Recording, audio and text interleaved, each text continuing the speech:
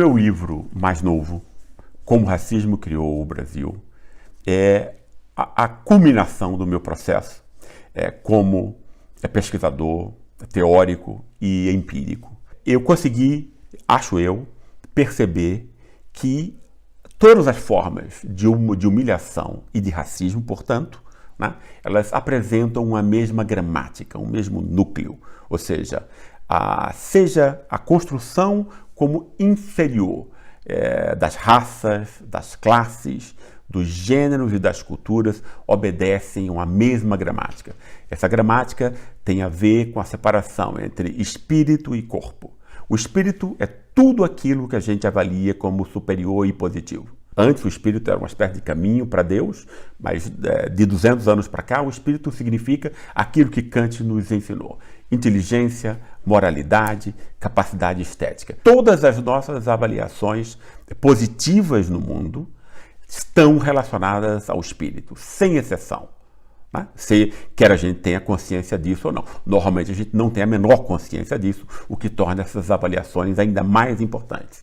E tudo aquilo que é associado ao vício, à vulgaridade e ao primitivo está associado ao corpo. Por exemplo, nas raças, a raça branca vai ser ligada ao espírito, à inteligência, os negros vão ser ligados aos afetos, à capacidade muscular, ou seja, aquilo que nos liga aos animais. As classes sociais, a mesma coisa. As classes do espírito, né, que comandam a vida social, e as classes trabalhadoras do trabalho manual, que são inferiorizadas, portanto.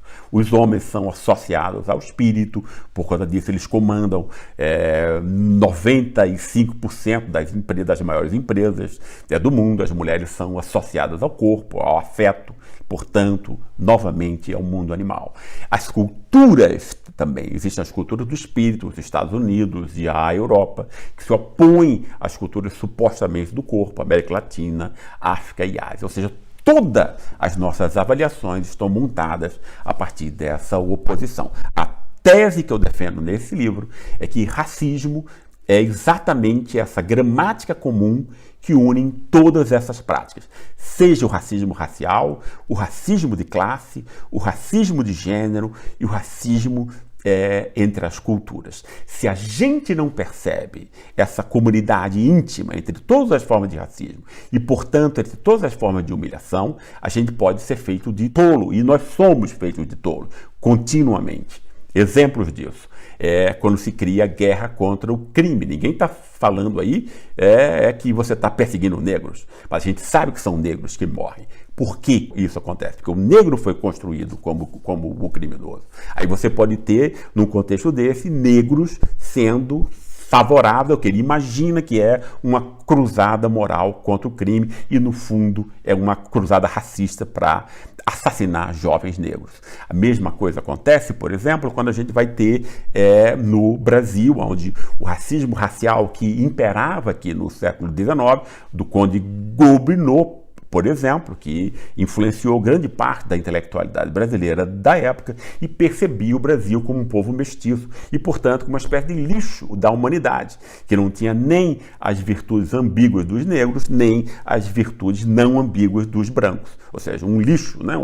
Alguém que quer o último. A inteligência brasileira do século XX, porque ela é elitista, racista no fundo, embora a gente não perceba, vai também continuar a perceber o povo brasileiro como a lata de lixo da história, dessa vez agora não mais se utilizando do racismo racial, mas do racismo cultural. O racismo que vai dizer que a cultura brasileira é uma cultura da corrupção, da inconfiabilidade, ou seja, do lixo, para estigmatizar o povo, para criminalizá-lo, especialmente o povo negro. Então você usa uma outra forma de racismo cultural, né, que vai ser propalado pela imprensa, pelo cinema, pelas universidades, e vai entrar na cabeça de cada um de nós, sem que a gente tenha defesa em relação a isso, exatamente porque a gente não consegue perceber essa comunidade íntima, pré-reflexiva, né, entre todas as formas de humilhação e todas as formas de racismo.